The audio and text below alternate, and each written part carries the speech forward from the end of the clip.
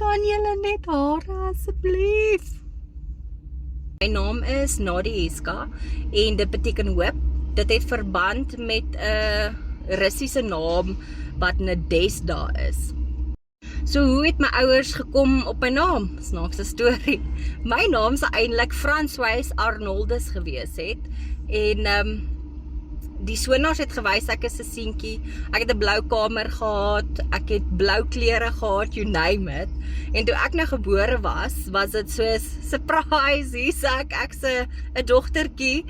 En so ja, dit was my ma het nie 'n naam vir my gehad nie. My ma het my vertel sy het nog haar boetie het vir haar 2 dogtertjie name gestuur en sy was besig om my te bad. Dis toe sy nou besluit hoor nie is Nadezhda, sy hou van die betekenis van dit. Jy weet, al die pad was my pa besig in die winkelsentrum, besig om vir my alles pink te koop. Ek voel ek lewe my naam elke dag uit, want hoop het vir my 'n baie groot betekenis. Ek probeer dit uitleef in my daaglikse lewe, om altyd te glo, daar is lig, selfs in soos die donkerste tye. Soos toe ek gediagnoseer was met kanker, follikulêre kanker. Ek is al 3 jaar in remissie, maar ek dra my letsels met trots. En almal wat my ken, weet dat ek 'n baie positiewe persoon is en dat ek nog tot vandag toe grappies maak daarvan.